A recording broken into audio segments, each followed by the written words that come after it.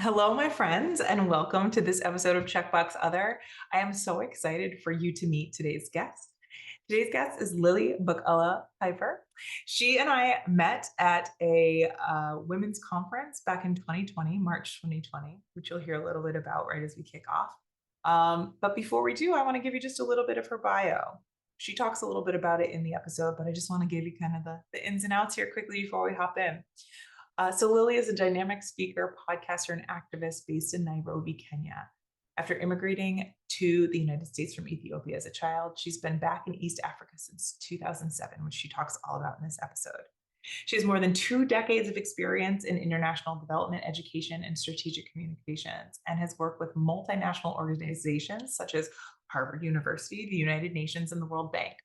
She's currently the technical lead for the United States Agency for International Development, USAID, in their partnership with the US State Department and the Walt Disney Company on National Geographic's first Africa-wide nature TV show for children called Team Soraya. It's broadcast in 51 countries across the continent to millions of viewers each month. She's the creator and host of Selam and Hello, a show that we talk about in this episode that elevates the stories of joy and justice from Africa and the diaspora. So in this episode, we talk about so many different amazing elements of Lilly's story and her experience.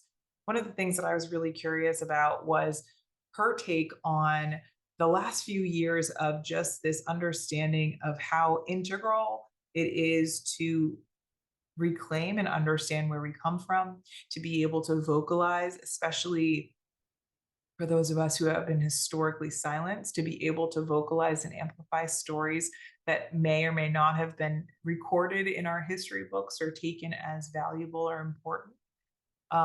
And so one of the things that I was super excited about in talking to Lilly was to just hear how the work she's done, both in her kind of official, what she calls paid job, and in her work with Selam and Hello and her kind of what she calls her passion work, have created space for storytelling to actually be activating social change through the joy and the humanity rather than through just shining a light on things that are broken. So in this episode, we talk about so many different things. Lilly generously shares what it was like to be on the ground in Africa, navigating, and in Kenya in particular, navigating the Black Lives Matter movement coming out of George Floyd's murder, but also the movement for Black Lives and how that implicated, or the implications of that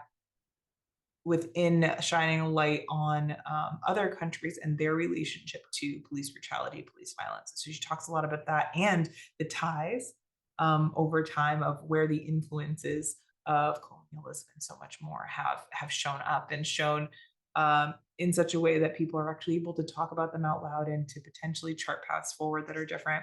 She shines a light a little bit on the type of work that she does with the US, with the government, and also kind of how that storytelling muscle that she has so strong has made such a huge impact in the work that she does.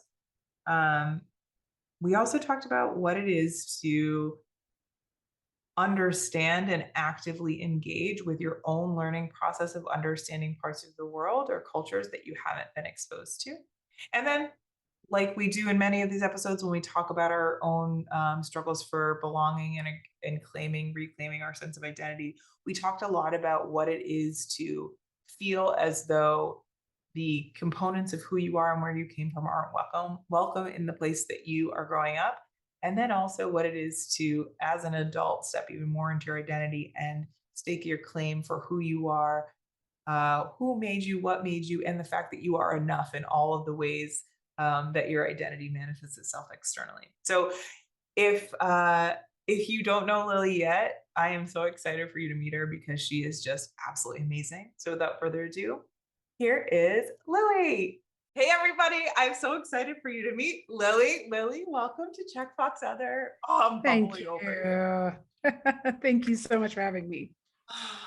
Just so you all know, Lilly and I met March 2020. You know, the before times, but like the right before times. Yes. Yes. And It's so funny. I don't know if any of you have this experience of the people that you met and were around right before the pandemic had us all sheltering in place and, quarantining, closing off our social circles. It feels like you just saw those people. And then you're like, wait, but so much has happened since I saw you. So it couldn't have been just. And that's how the kind Yeah. of initial entrance of us hopping on and having this conversation was. So, Lily, I'm just like, I feel like we just saw each other like at the supermarket or something. And also, I know that there's And been so many also things. Yeah, so right, many. right. Yeah, So I would love for you to kind of take us through. This is kind of the intro, but I always like to be like, all right, can you give us a Cliff Notes journey or version of your journey? The twists, the turns, the aha moments that have kind of led you to who you are, where you are, and what you're doing in the world right now. sure. Thank you, first of all, so much for having me on here. I'm so excited to have this conversation today. Yeah, my name is Lilly. I'm an Ethiopian immigrant to the US who has now come back home to East Africa. So I came to the US when I was little as a toddler, grew up all over the Midwest. And after college, married my college sweetheart. And then we kind of thought, we want to work in Black and Brown communities, and we want to work. He's an educator. He thought he wanted to work in Title I schools. I was like, I was in higher ed. I wanted to work with students of color. And we did that for several years. And then had an opportunity to pursue our graduate studies, which opened up some summer opportunities back on the continent. And he's from Cleveland. And I was like, you need to get to know my country. And he, of course, wanted to, which was cool, and actually ended up doing his dissertation on Ethiopia. And in the process of visiting in the summers, it just felt like we were being called back home. And so we didn't come right away, but eventually we did, and brought our 4 kids in tow in 2007, moved back to Ethiopia, did 4 years there, and then moved to Nairobi 12 years ago, which is hard to believe. Wow. And Nairobi has been home to us, a really generous and beautiful place to call home the last 12 years, and have been working in development, but have a burning creative heart. And in the last couple of years, I've really tried to get back to storytelling, and have done that through a podcast and through a little bit of creative work in my professional, I shouldn't call it professional life, my paid for life, which is Yes. in development. But my heart and really soul is in kind of the intersection of storytelling and activism, which I've really kind of engaged in different ways here in Nairobi over the last decade plus. So that's a little bit of my story. I love this. And I Yeah. mean, you're speaking directly to my heart. My heart's like, yes, all the people, let's unite around the power of Yes. storytelling. Yes. I am just like, I'm so curious. I mean, before people come on here, I do my own little investigation. And I'm always so energized in hearing people's stories and how they view the journey they've been on. And it's so, they're kind of these, oh, moments that are the kind of milestones that you kind of stake in the ground of like, okay, then we moved here and we did this thing. Can you talk a little bit about what podcast is named Checkbox Other? Any times in your life where you have felt other or different, or as though you don't belong, that have really impacted how you view the world or the work that you are doing? I love the name of your podcast, and it resonates deeply, because I don't know that I'm out of the other box yet. I feel like it's a box that kind of revisits me. For an example, my kids and we were coming back to the US for a summer holiday a couple of years ago, and we were getting off the plane in DC, I think it was, and we're approaching immigration and talk about Checkbox Other. My son was like, are we American? Like, just didn't even know what box or what line he should get in. And that kind of sums up basically what I've been asking myself at so many moments, because growing up in the US as an immigrant to Ethiopian parents who were really deeply Ethiopian, we spoke the language at home, we ate the food at home, we consumed the culture, but we didn't live in immigrant communities. I grew up in these really rural places in the South and the Midwest, Kansas, South Carolina. So it was really important to them to instill that culture. And I think the trade-off often was that we didn't assimilate, we did not integrate with Americans really at all. And so the lunch table especially would be so stressful, because I'd open my lunch and it'd be like everything but a peanut butter jelly sandwich, everything but a Lunchable. Like, I beg for those things, beg for, like, what are those things, like the things you cook in the microwave that Americans love? What are those microwave dinners? Oh, yeah. Yeah, Yeah, yeah. yeah, yeah. Like I Like, beg please. for those. Yeah, Please, yeah. don't make me a homemade injera and shiro meal. Like, Right. don't cook me something from scratch. Please give me processed foods. Like that was the cry of my Right. heart as a child. And so those were the moments where I just felt like so othered, around food, around traditions, whether it was birthdays or holidays.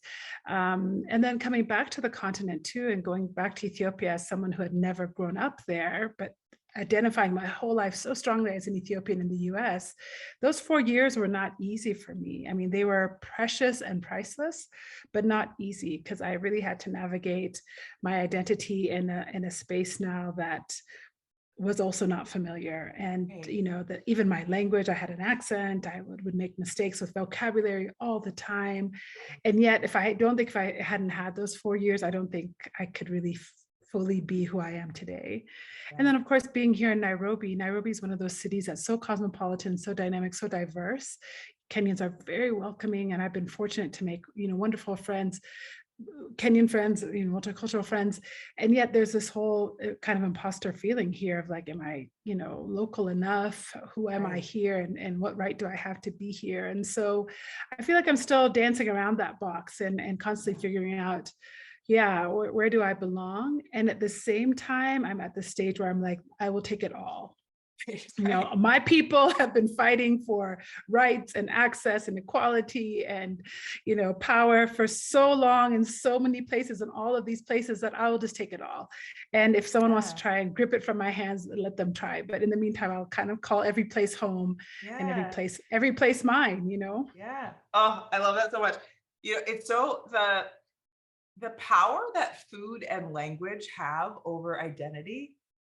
Yeah, Especially the thing that I think is so fascinating about the the first part of what you were talking around identity, of claiming, owning identity in America that has such a strong identity that is also not an identity in a lot of ways, because right. it's supposedly a melting pot, but the melting pot expects you to assimilate to a very rigid Exactly. box that that box isn't actually reality for the majority of people. A lot of people have learned how to perform it, but the Exactly. fact that we strip ourselves of the power of that identity that comes with like cuisine. And to me personally, I actually was just writing about this yesterday, that like I feel like my love one of my, well, my love language is the fact that food, I can feel your creativity, your love, your intensity when you're making food. And when you're talking Absolutely. about that TV dinner, literally, when you're like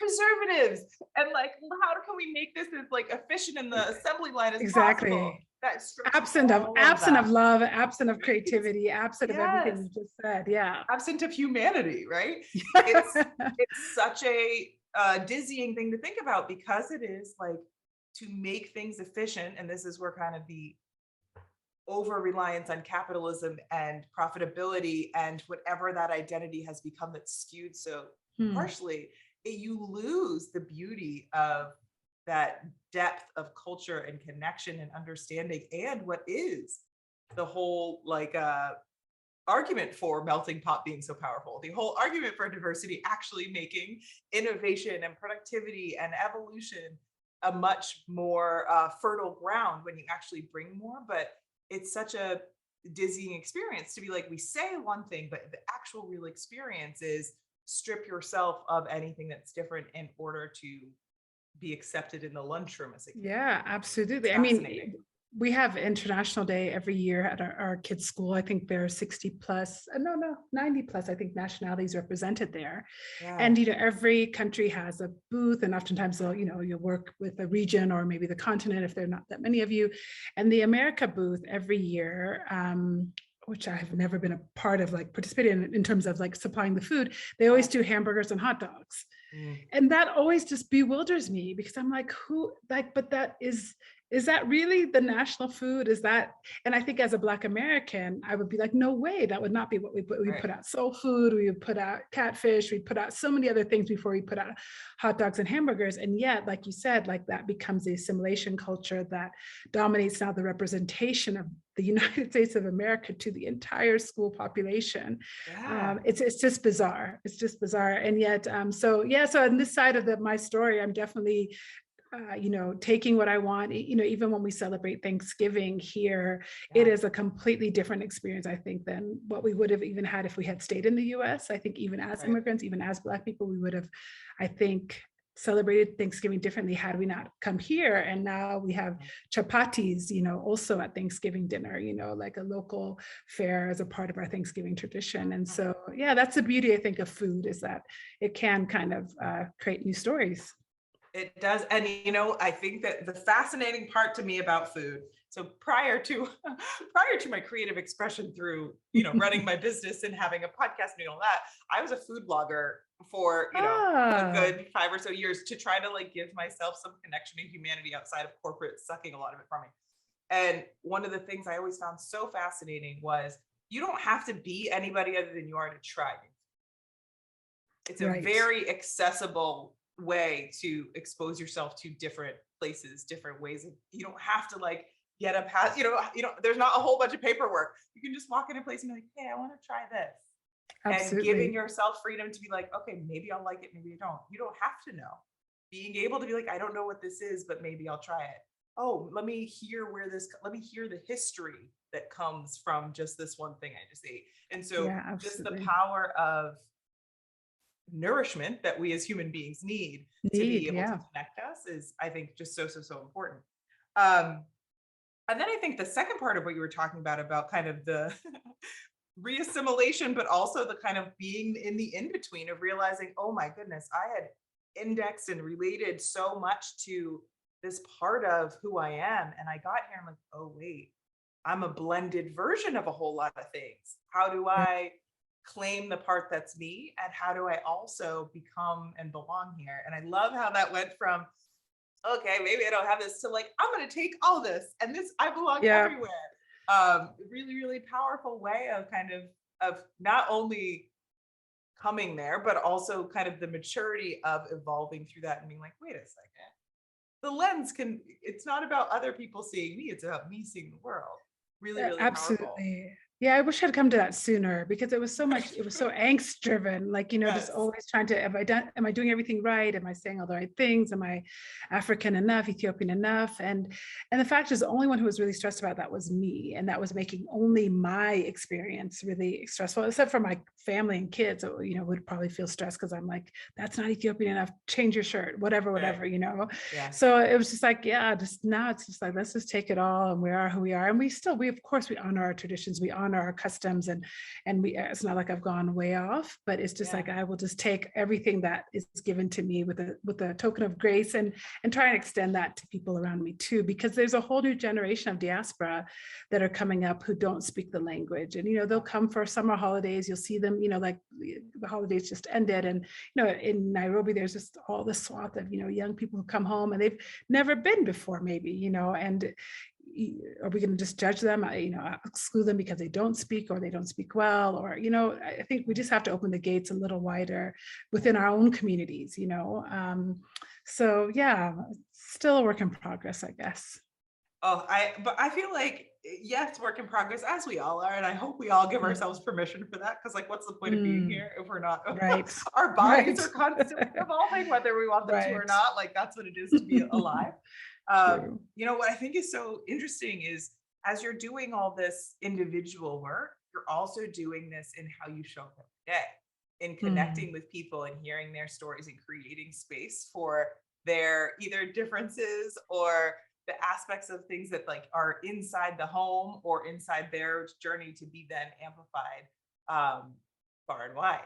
Can you talk a little bit about how I think at least my understanding is it's both been that the paid passion and also the you creating your podcast, how those kind of two lanes have really fostered this connection to creating space for people to see themselves and also to share the aspects, so to witness themselves and also be witnessed by the world. Can you talk a little bit about how that kind of the storytelling dynamic has fed into a lot of this? Yeah, I mean, I don't know if it is growing up as an immigrant in the US and always feeling like I did have to tell my story. My mom still to this day has a very heavy accent. And growing up in particular, where I lived in the South for many years, we constantly got the question of where are you from? Where are you from? Where are you from? Not so much when I would introduce our family or, my dad, but when my mom did all the time. So you get into a storytelling kind of mode and you decide how much to share or not to share. And so that created, I think, an activist in me. And so now when I have been in professional spaces, I think if you are a woman, if you are of color, if you are of anything, you're going to bring that with you, right? And whether or not there's space for that, if there's not space for that, you have to create it. And in my work currently for the US government, I mean, there's space for it mandated by law.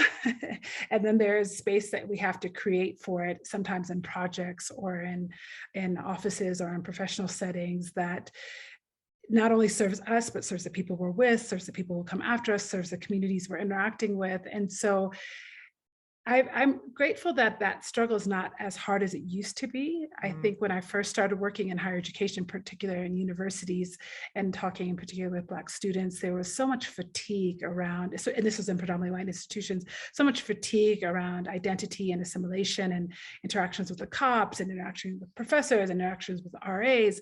And, we didn't have a lot of the language that we have now. And even post 2020 and the movement for Black Lives, I feel like that movement even gave us new language and ways to express what we were feeling and what we were identifying as hurdles. And now in professional spaces, we're able to crystallize that in a way that leads to systemic change and leads to real conversations that lead to real outcomes. And in my work in government, I think one of the things I really focus on because my role is communications there as well, is if my job is communications, who are we listening to? Who are we talking to? Are we listening to them? Are we elevating the voices of communities? You cannot live in a place like Kenya, East Africa, and not be deeply aware of the history and the context in which we are in a former, country that was formerly colonized. The power structures that remain, the leftover and the hangover that is particularly in development. I mean, this is the neo-colonial modes of operation are far and wide still in this field, and we have to fight them daily. Unfortunately, it is not something we can sleep on at all. There are no days off. You have to be aware of it and conscious of it at all times, and that is not easy. And I'm grateful that along the way I've found a lot of great allies, a lot of great colleagues, a lot of not great ones either. I have had some very recent, really unpleasant conversations with people that have still surprised me. It still surprises me when people are as ignorant as they are.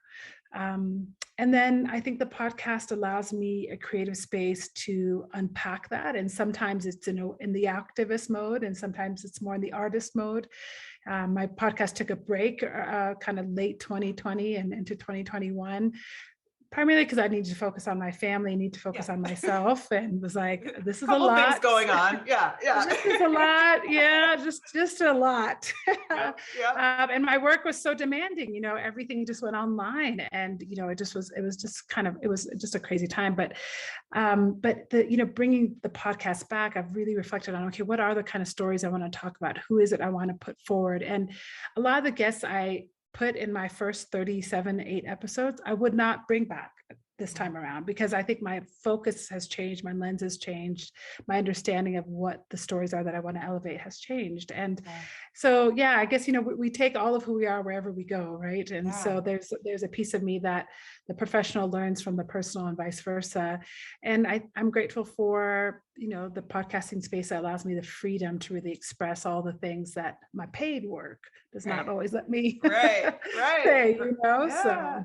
Yeah. And it's so funny because what I would love just to share a little bit, there will be an intro where I'm giving kind of your bio, but do you mind talking a little bit about, because I think one of the things that happens, especially from an American perspective, understanding what type of work our government is doing in another country. and how that, plays into not only the impact that it has for our government to understand things and hopefully start to unravel those knots of ignorance, um, but also like what impact it has locally. And can you talk just a little bit about, because I know there's some really cool things that you've got going on, right around like kind of what that work looks like. And then I think that, to me personally, I love that you said, I kind of, like I was saying about my food blogging, was like an Yeah, extension of, here are the passions that I have that I can't necessarily bring to work. So I'm going to do this over here to kind of, allow my full self to be able to show up, whether it's in my paid job or not. So can you just talk a little bit about kind of the types of sure. stuff that you're doing there? Yeah, I can talk in very broad swaths, That's perfect. because of course, we need to have clearances when it's Yes, official. So this is yes. unofficial communication, but I think it's good for Americans to know that it is the U.S. tax dollar that funds the United States Agency for International Development. Of course, the U.S. State Department is probably what people are a little bit more familiar with, that Secretary Blinken is the head of. But then Samantha Power is the head of the United States Agency for International Development, USAID for short. And that's really the humanitarian arm of the State Department, that really goes across the world and implements programming and partnership with local communities. And so here in Kenya, that portfolio is massive. It's across every sector: health, education, environment, economic growth. I mean, it touches every sphere of life here, and it's been here for decades. I mean, they've been partnering with the governments in this region for many, many decades. And and I'm actually new to government. I had only ever worked for actually multilaterals, and so this is really interesting for me, or multinationals, I should say. So the World Bank, the United Nations, that are many, many countries working as one. And so this has been Yeah, a really interesting thing to work for our government and see kind of the internal workings of representing the American taxpayer interests on the ground, and getting to host some of our Congress people here and showing them what the work that they are fighting for in Congress is doing and what it can yeah. accomplish if they gave a little more money, Right. or if they change direction and kind of policies, what was possible. And I have to say, in many ways, that's a great honor to do that, because as a taxpayer myself, I don't take lightly that Americans are very generous, um, and yet there is, a trade-off to that, right? Our diplomacy does come with an expectation of a return of favorable policy implementation by our host countries. And so I've really wrestled with that. As a Black woman, as an Ethiopian immigrant, it's something that I sit with. It doesn't sit lightly on my shoulders. And so Yeah. there's lots and lots of stuff online. So I'm trying to think of kind of a good example of what I could tell your listeners about something the American government does here. But, I will say during the COVID pandemic, for example, the Biden administration has been really aggressive about distributing the vaccine across the Mm, continent and making sure that there was free and equitable access. And so it didn't come right away, and that wasn't all on them. But once they were able to get a solid vaccine, there was access to that vaccine for free across the continent. I mean, that's a huge yeah. benefit to communities here whose governments could not have bought into the kind of investment that Pfizer and Moderna needed to develop this Right. vaccine. Only the American government could have really put in those kind of resources. And so there's lots of positive work that's happening. There's a lot of people who have given their lives to invest here. Yeah. The flip of that, I think there are a lot of people, not just Americans, and I would say this includes people here on the ground too, that we all need to understand the context of where we are better in order to be better citizens, wherever we are, in the United States, in Kenya, in Ethiopia. I think an informed citizenry is obviously essential for society to be healthy and operational and kind, and a place Yeah. that we all want to raise our kids and have our schools and have our businesses. And I think that to me continues to be something that is concerning as we kind of look ahead. And as a mother, of course, I'm like, what kind of world are we really in? And does anybody ever anymore read? Um, that kind of thing, So I don't know if that really answers your question, but Oh, it did. It did. And yeah, it's so funny. I think that the thing, I mean, there's a couple of different podcast episodes I've done, just exploring the fact that we're in this, not really post COVID, but like yeah, post freak out about it. And we're acting as though we have processed it, and we haven't. right. And so oftentimes, even people that usually would be a little bit more open, kind, self-educating, when your energy has been used to protecting yourself and thinking everybody outside of you is a threat, it can be really challenging if you don't actively try to unravel the barrier that you've built that was very necessary for your survival. That when you are on the other side of that, this is kind of what I always talk. A lot of my clients, when we're doing things, are like, I don't know why I can't just flip the switch and this is done. Like intellectually, I know it. And I'm like, but we're animals. Like our bodies, like, Yeah. we need to process things. We need to actually have the transition period to learn the new, Yeah. and learn what's okay to release, especially when it's a survivalist part of this. And so I think as we talk about kind of bringing communities together or understanding other perspectives when positions of power are involved, it can be really, really challenging if we don't create that space to be able to understand, okay, where am I operating from? Especially if I've Mm. been in this really protected survival mode. Am I bringing that to work? Am I bringing that to these conversations that there is absolutely no threat to me, but it's like spewing out over here and I don't really know how it happened? If I'm not able to give Yeah. myself that compassion of recognition, then I'm just going to double down on that and make it really difficult to work together. And so I It's think that, very kind perspective. That's a oh, very kind perspective. well, as I'll somebody try to remember that. yeah, well, I will tell you this, as somebody that has spent a lot of time in therapy, and oh, you hear this whole thing of like, I'm Yeah. in therapy because people in my life aren't in therapy. Like, there is a part of this that the way that my brain works, I have to figure out, like, I actually believe people are inherently good. If that's where I'm at, what causes you to behave this way? Right. And Mm. also, that comes with the fact that I can't change you. Right. And I think Right. a lot Right. of us are For like, oh, sure. let me figure out how to say this perfectly, or let me figure out how to make you understand my perspective. If you're not willing, there's nothing I can do. Yeah. Right. I can hold and set boundaries for myself so that your hot mess isn't completely overtaking mine. But it really is this dance of understanding as, again, human beings, whether everything on the outside seems the same or not, the ability for us to claim our own experience and also Exactly. understand that it's necessary to have any kind of reciprocal relationship with other people, is them be aware at a level of self-awareness, and then compassion and empathy, which I think again to me is story. I always like feel like, oh, Mm. therapy, we're in the therapy generation, people talk about therapy. I'm like, yeah, but a lot of people still aren't there. but Right. but we're used to TV shows, we're used to podcasts, we're used to even just news stories where you're hearing stories of other people. And inherently, the way that we process, again, reading books, which, might be helpful, Nice you idea. put yourself in those positions. So whether you're actually activating your empathy or not, when you're able to connect with story, it's actually pushing and growing that muscle for you to be able to understand the world isn't just through your two eyes. It's a different experience for each person, and it is important for us to kind of come together around that. So to say that you sharing that was more than enough. It feels like an understatement. I would love, because I know one aspect of what you talked about in 2020, and I'm assuming, 2020 itself, just having so many more conversations around the movement for Black Lives Matter, and just the fact that racism is so pervasive in not one of the things that when I talk about race, it's like, it's not just somebody said one mean thing. It's literally the systems and structures are built to Yeah. uphold. This is what colonialism, imperialism is. This is what discoverers, really were discoverers.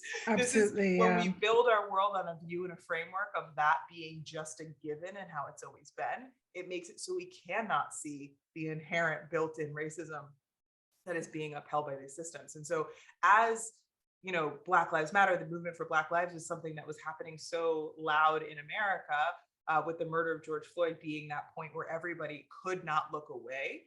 I'm really curious to hear what it was like on the ground on the continent of Africa and having conversations with people across the diaspora as well, as we're all kind of coming to a global reckoning point of, oh, we're allowed to talk about this now.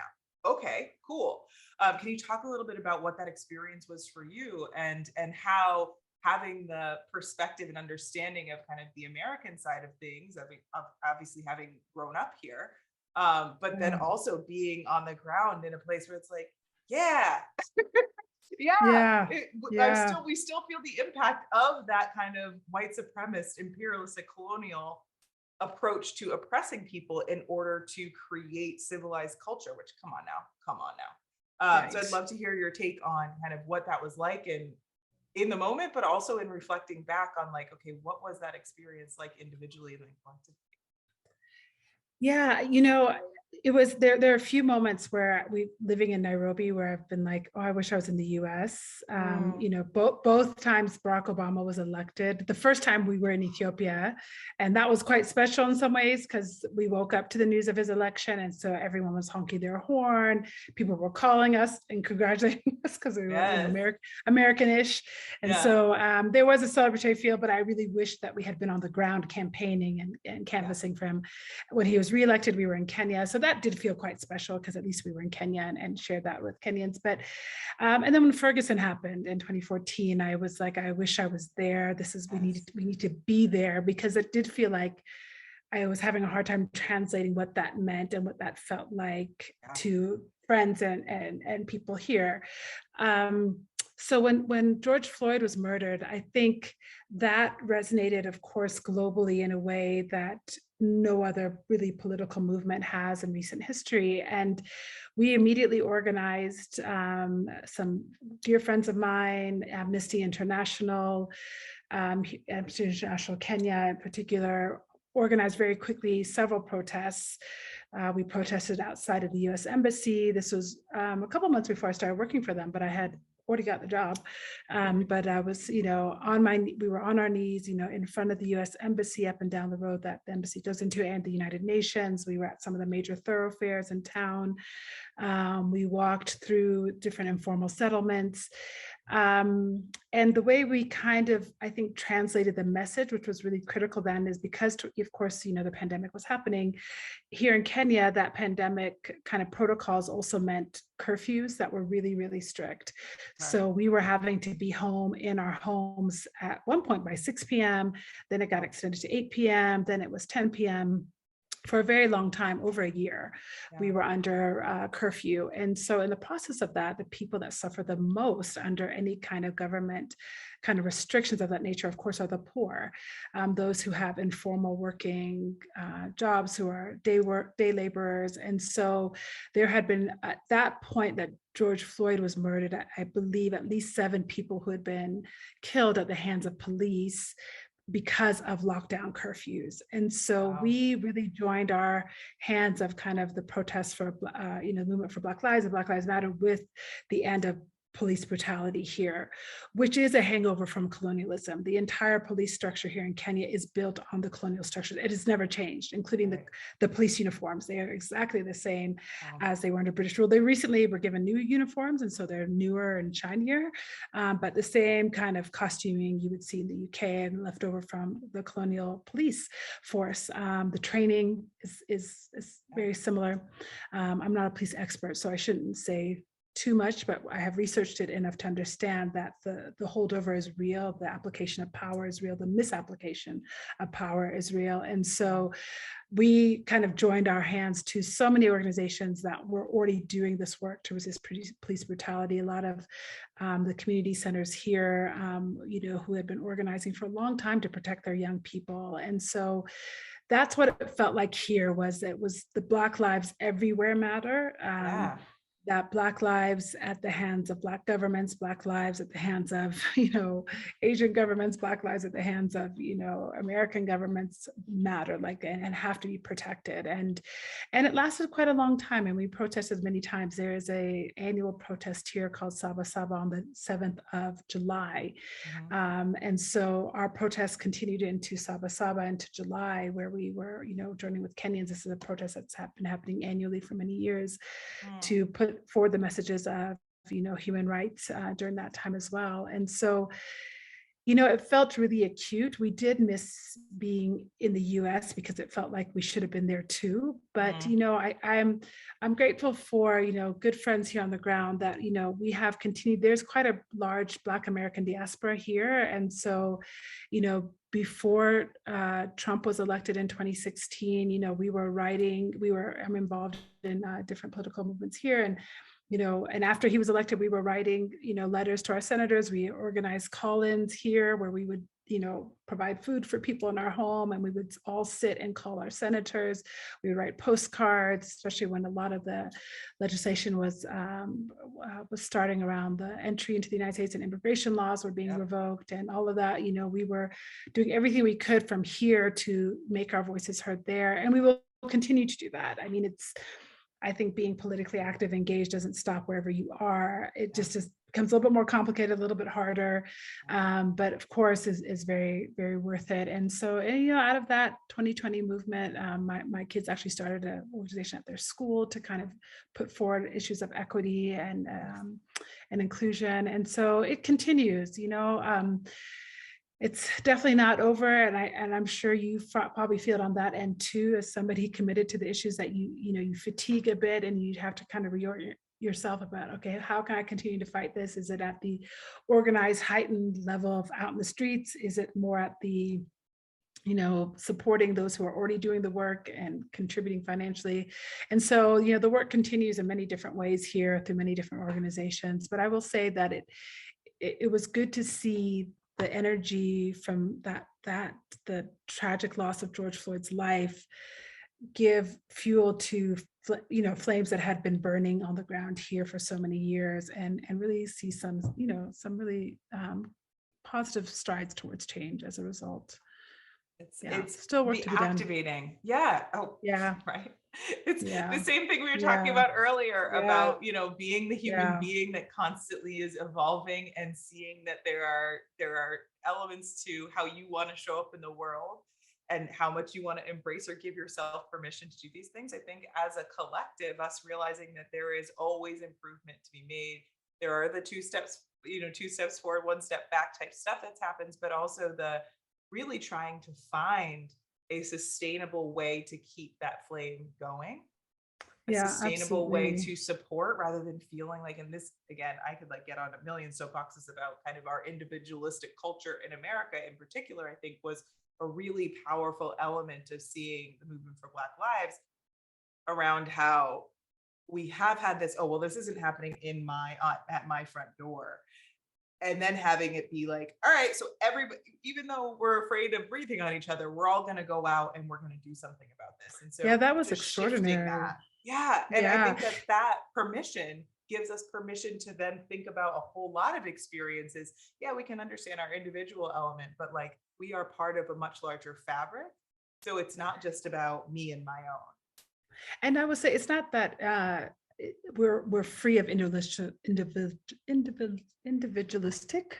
You got it. Yeah, failing me tonight. No, you got it. I just want your listeners to know it's the end of the day for me. It's the morning for you, but it's the end of the day for me. Even though that exists here, certainly, I think African culture is one of community. There are very few things that you do alone.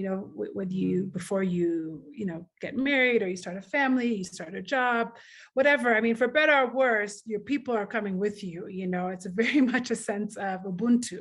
I am because you are because I am, and there's this collective shared grief, collective shared joy, collective shared struggle, and that spirit, I think, was galvanized in that moment, 2020, as it is every day, as it is. There's nowhere you will go in Ethiopia where if someone is eating a meal, they will not offer it to you, no matter how poor they are. They will offer to share their lunch with you, their tea with you. In Kenya, if you compliment somebody on a scarf or something, they will take it off and they will hand it to you. So this collective kind of your well-being is tied to mine.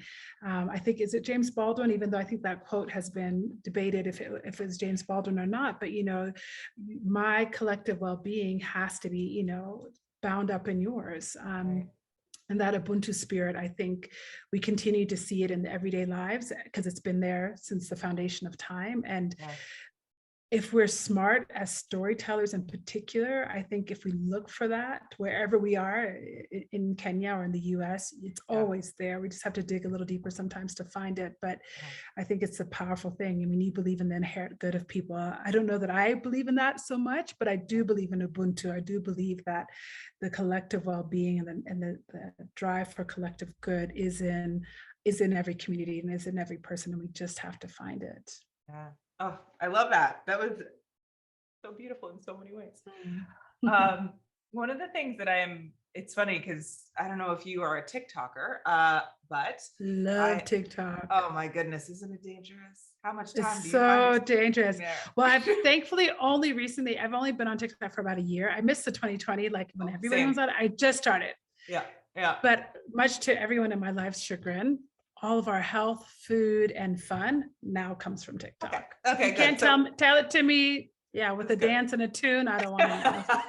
Yeah. In under 3 minutes. All you got is 3 minutes. Yeah. I love this. And Okay, that's good. max. Yeah. Yeah. Yeah. I feel like TikTok has been such an interesting forum for me to be like sparks to be poked at around like, is this something you believe? Is this something you know? Anyway, so one of the things that came up on my TikTok recently, and there is something about TikTok that is big brothery spooky that I guess we just nod our head and say, okay, we just know that there's a level of surveillance happening on our devices. Okay. Right. Yeah. But I feel like there's just been a lot of things in particular since we connected that my phone's like, here, talk about this. And there's this guy that I don't follow, but you know how TikTok does it. Like you watch it, you like it, it keeps coming up. Sure. So Yeah. I follow him. He is a Black man from I think Kenya, actually. Oh no, he's from Okay. Ethiopia. He's from Ethiopia, who is at a predominantly white institution. And Okay. he goes around with his tiny little microphone and he interviews his fellow students. And the one that came up was him asking his fellow students his classmates. There you go. I was like, why am I so formal? Yes. Yes. His classmates was, can you name 5 countries in Africa? And I mean, we know that you can cut video to make a point, but also Sure. But also the number of people that made more than enough yeah. content for you to be able to cut it. And so one of the things for me was like, wow, I mean, we don't do geography well in America. And if we do, it's like when we're 8. So it's not really, we don't necessarily have a view of the world around us as important as we should, especially as a globalized society. Sure. But one of the things I think that was so interesting to me, and the fact that the work that you do is about shining a light on the experience of people within the continent of Africa and understanding that there is a diverse fabric of what it is to live, exist, and embrace who you are, the culture you're in. I'm so curious to hear from you of like what you have witnessed in kind of that I guess it's ignorance, right? The lack of understanding around what it is, what Africa is as a continent, and what the countries within Africa are in their diversity. And then what kind of you wish people would get to know a little bit better, or any kind of wisdom you have to share around like, hey, Americans, if you want to become more aware of this, it's actually not that difficult, in the same way that it's not that difficult if you set intention around it. But I'd love to hear your kind of take on that unfortunate reality of there being some kind of mystery around Africa and countries within Africa in particular. Well, you were kind enough to share some of these questions with me. And when I saw that question, I'll be honest with you that my first thought was, I'm so glad that I actually don't think about that much anymore. Yeah. It just doesn't even come to my mind. It's Americans, even though I work with them every day, it just doesn't come to my mind anymore. And I think maybe that's a defense mechanism, a protective mechanism. Maybe it speaks to who I'm around. I don't know. But because there was definitely a time in my life where it would drive me crazy. And I kind of had a curated list of books that I would text to people and had it, on the ready for the next person who would kind of drive me nuts. But it's one of those things that I just feel like at this point, I don't know if there is even a desire, but because people listening to your show might have a desire, I think, the reading, the research, the interest in all that it's so broadly available now and so easily available. I have more broad stroke advice, which is generally one, don't consume like conflict porn. Please don't depend on CNN and BBC to tell you about the continent and its people and its stories and its communities. Consume authors, consume literature, consume poetry, consume art, consume dance, consume music, because I think last year Afrobeats was the number one genre that grew, or Yes. the largest, fastest growing genre for a reason. I mean, it's just fabulous, first of Yes. all, and it's the dopest thing out there. But I think there is a curiosity and an appeal. So I would just say, move beyond the conflict, because that's just so little of the story. And not only is it so little of the story, but that conflict is oftentimes tied to such a bigger context that journalists and media houses and just general storytelling has grown tired of telling. Yeah. And so it's kind of a singular story now, which we all know the danger of, right? Thanks Yeah. to Chimamanda. So I just would say, there's I don't even want to start to recommend authors or thinkers yeah. to follow, because there's so many.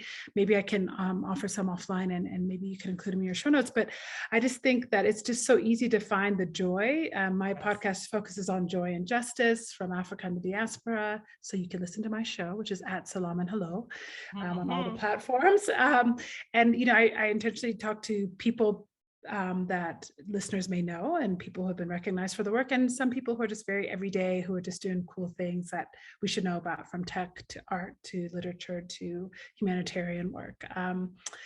I think the misconceptions of the continent at this point is 2023. I don't think we need to waste any more energy trying to correct or educate at this point. Either or you don't, and you don't. And the US system, the education system, that as I watch it from afar, that is investing so much time and censoring critical race theory and textbooks and literature of American, from the American experience, I have almost no hope that anyone's education is going to come from your K-12 system. It's going to come from your own personal curiosity, your own desire to be, a whole person. And so, one of the things I will just say that I always have done in every country that I've lived in is start a book club or join a book club.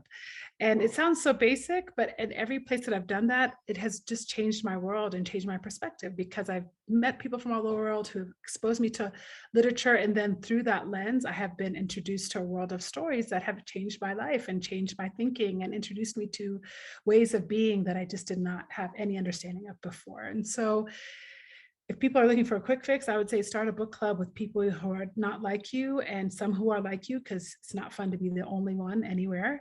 And start reading and start sharing and start creating stories. And then beyond that, just work a little harder. Just put a little more effort into finding the stories, because there's so in abundance now.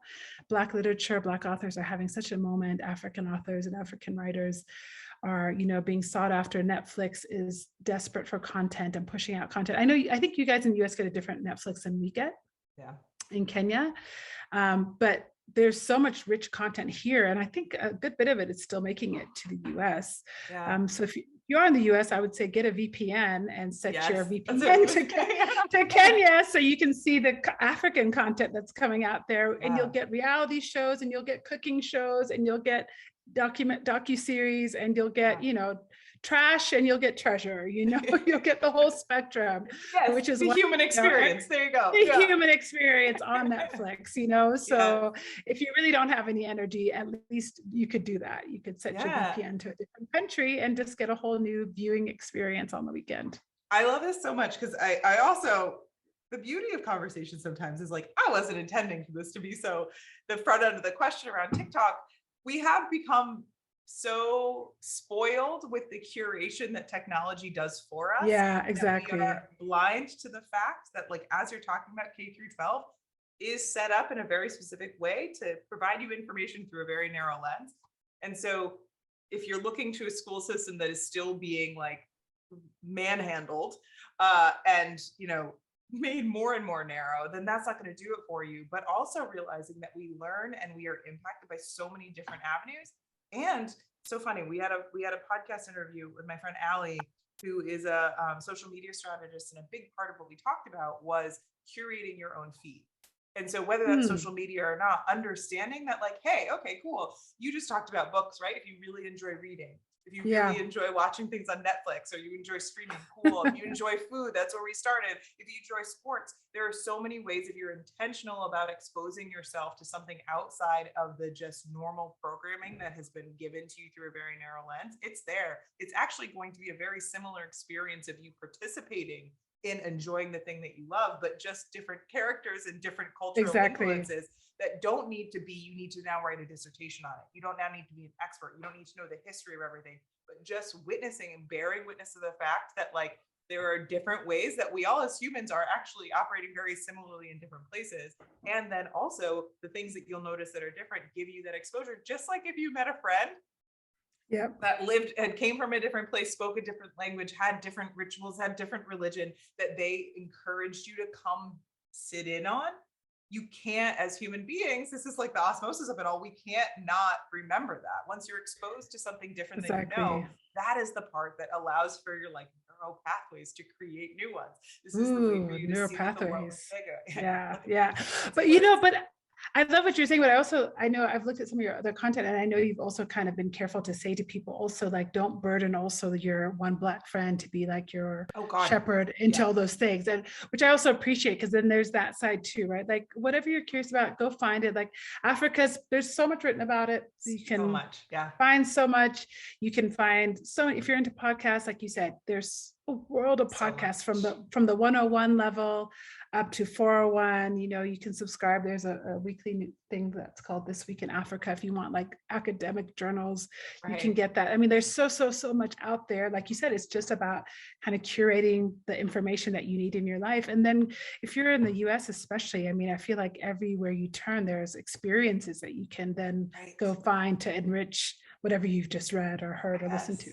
So, and I mean, we were just talking about your podcast. I mean, the beauty, right, of listening to a podcast is not only do you get to know the person who's the person there every podcast episode, but as they're bringing more people in, that is just like meeting people, that effect of exponentially getting to know. And so again, it's just a matter of realizing, oh, this is something that I don't really know about, not necessarily shaming yourself about it, but just giving yourself permission to learn something new.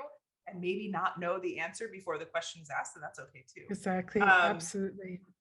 All right. So one thing I want to make sure I talk a little bit about, and I think you touched on this, is as people are reclaiming their relationship, especially, you know, Black Americans, I know the year of return, the idea of kind of going back to Africa, reclaiming roots that have been, you know, stripped of, especially people that have lineage in the transatlantic slave trade, in just the history of slavery in America. Can you talk a little bit about what it is to come back to Africa? Because I think there is, again, at least, I mean, we're a similar age. I think there is a pocket of talking about going to Africa as saving Africa and saving Africans.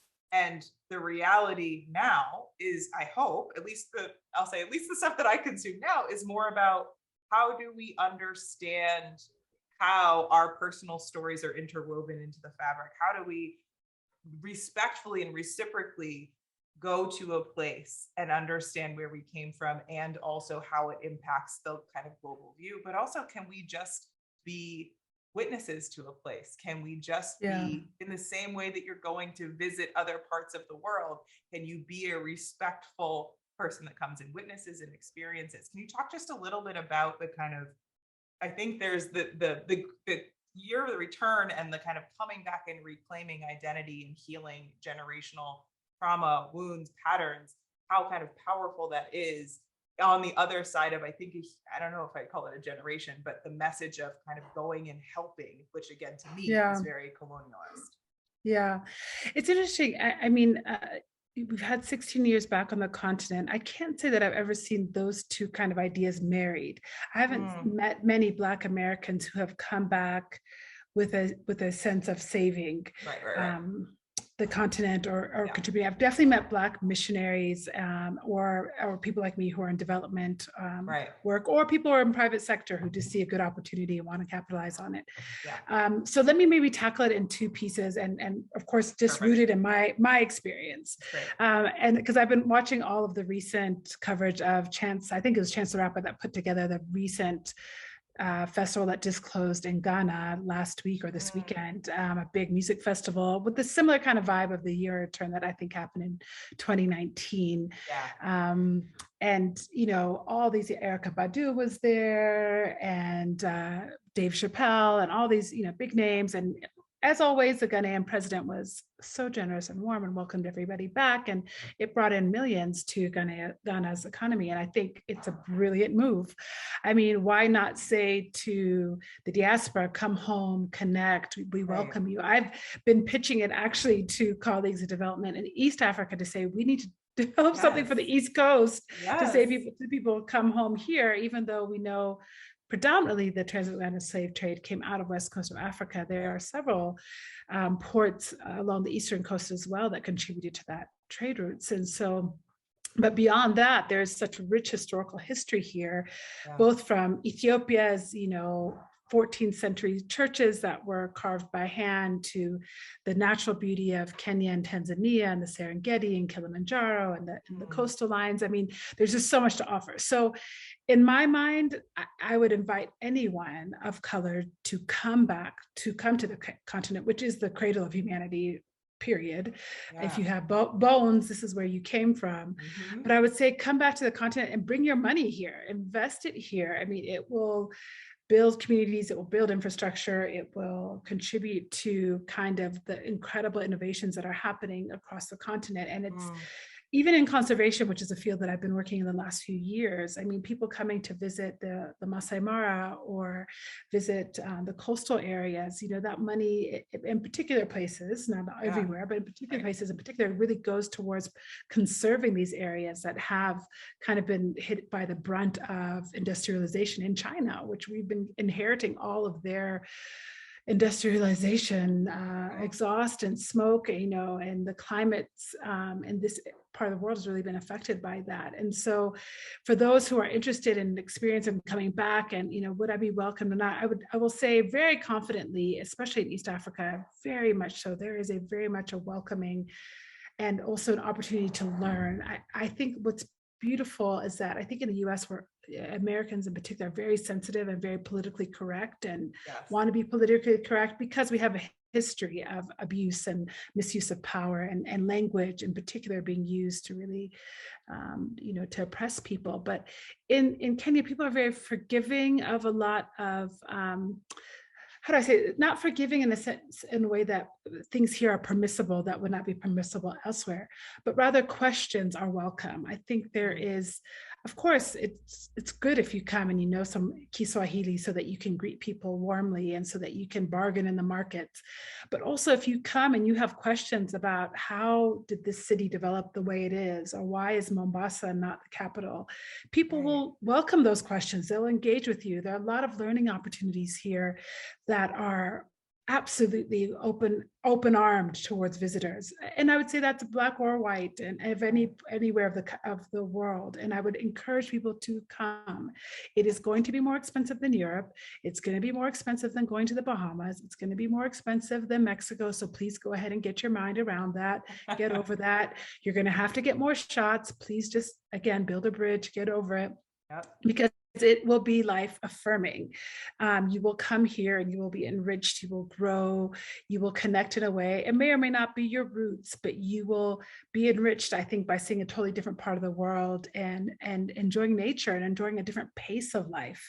The pacing of life here is different. And I think so many people come away from this and being like, oh, didn't realize you could operate a business or run a life in a way that doesn't feel frenzied like it does in the US. I mean, America is nuts. I don't know.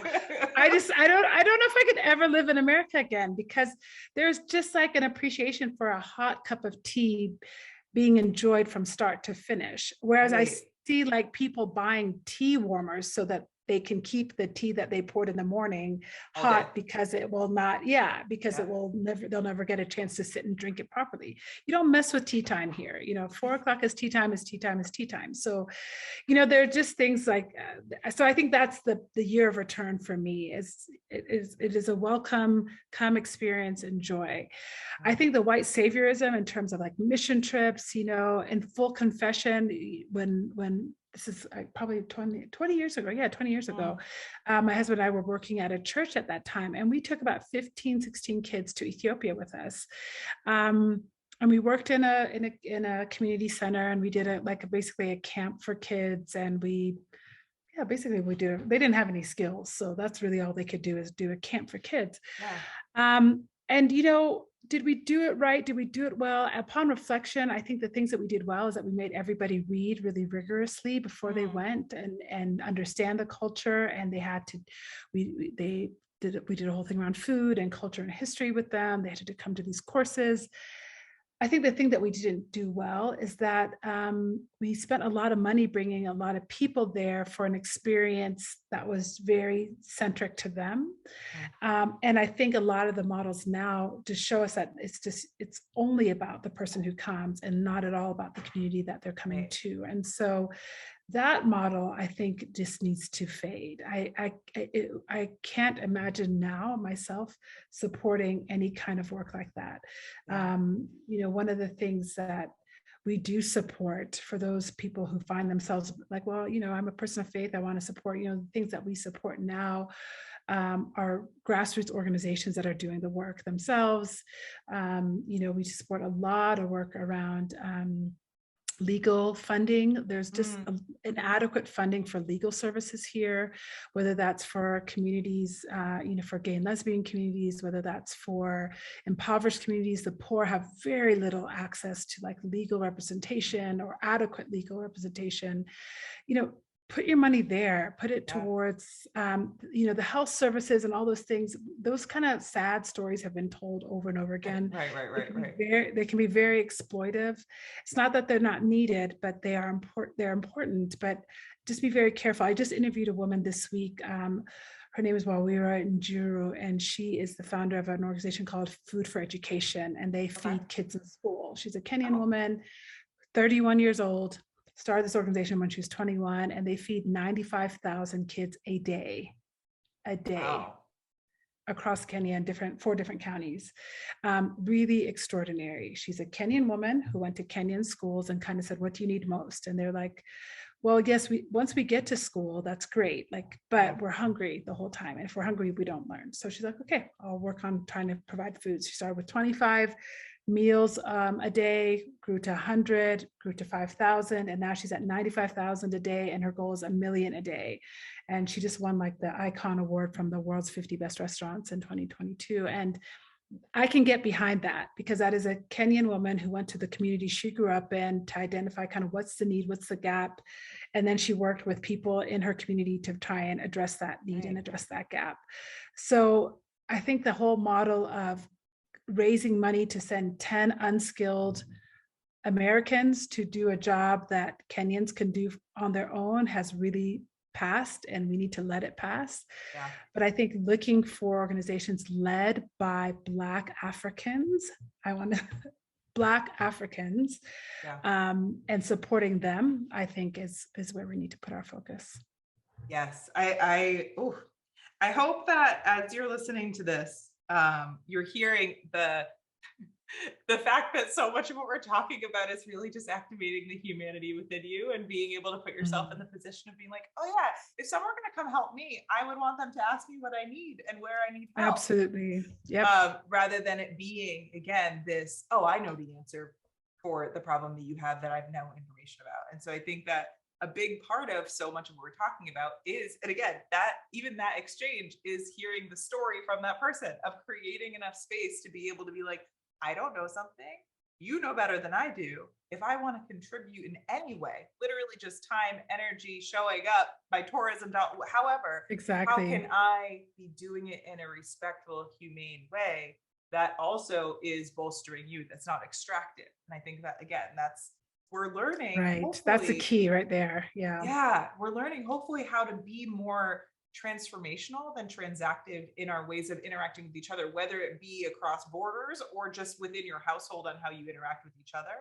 Is there a way to just really understand that we have so much generative power as humans together versus it being this very scarcity mindset thing of I have to take something or else there will be nothing available to me, and to just really kind of reframing that to, again, I think I'm just like, I feel like all of this is like understanding how powerful we are as people, how similar we are as people, and that we have such capacity for awe, wonder, learning, and growth, that if we think of things through a very small box, we limit ourselves from being able to actually see the potential of that growth and connection. And so I feel like everything you have shared today has been like an education on itself.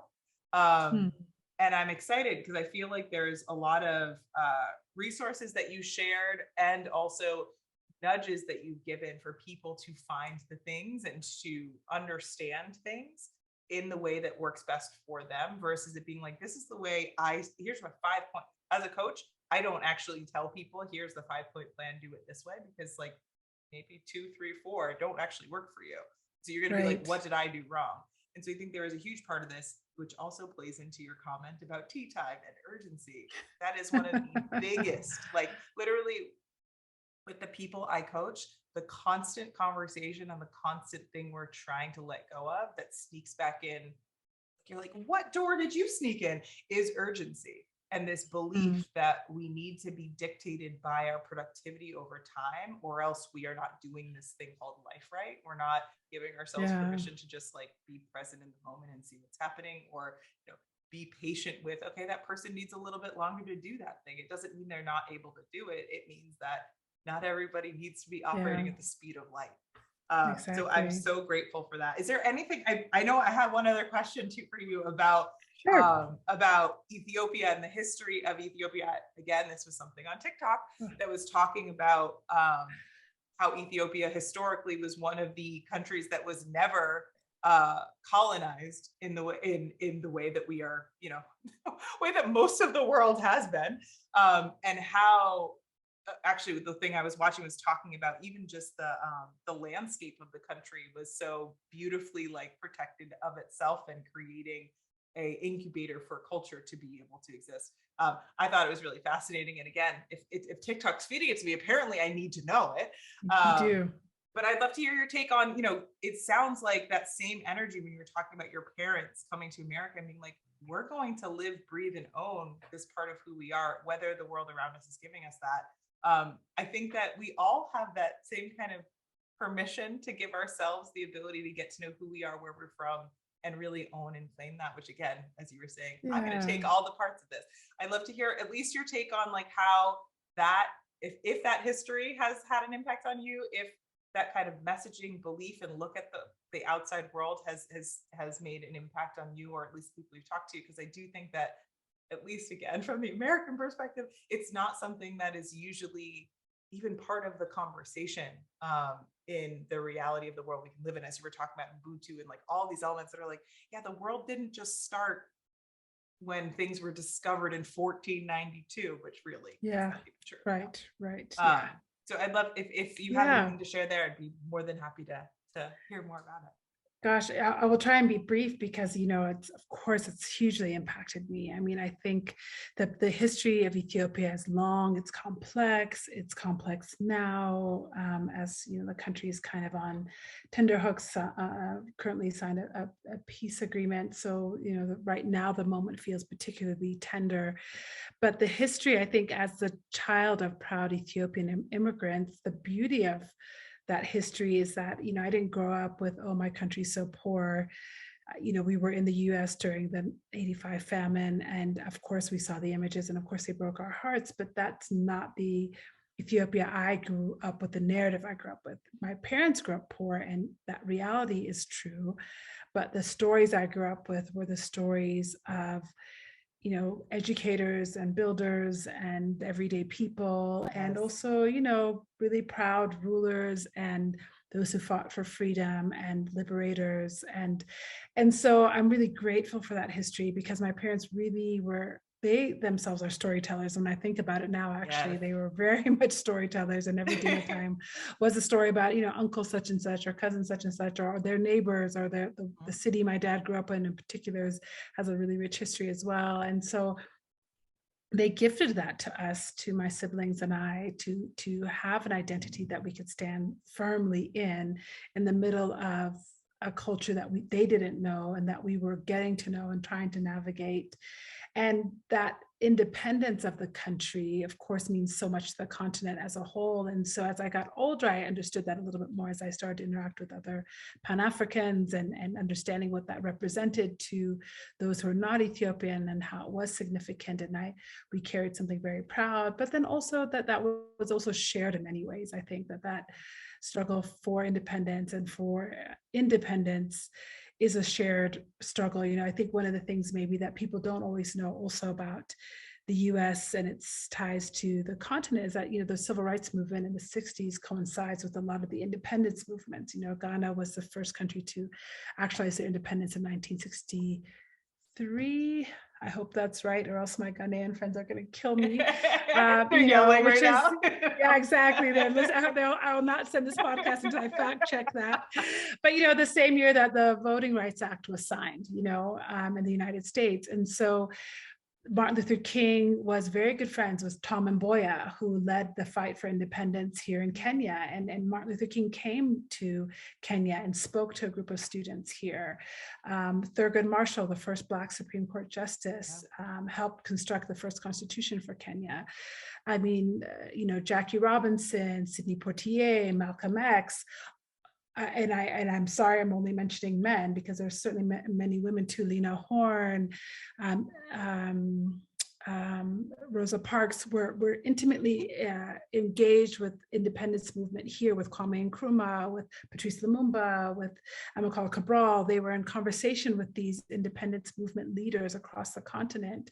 So that shared struggle for freedom, independence, for human rights was truly shared across the diaspora. Truly, It was a hand holding of Black people. And it's one of the things that moves me the most when I think about our shared histories and how alike it is. And it's something that I do try and talk about often. I've done a couple of podcast episodes about that shared experience. It's quite powerful when we think about it. And so I think as an Ethiopian, I grew up very proud of that history. But then as a Black American, I'm very proud of that civil rights movement and that history. Yeah. I'm very proud as a Pan-African of the shared history we have collectively across the borders.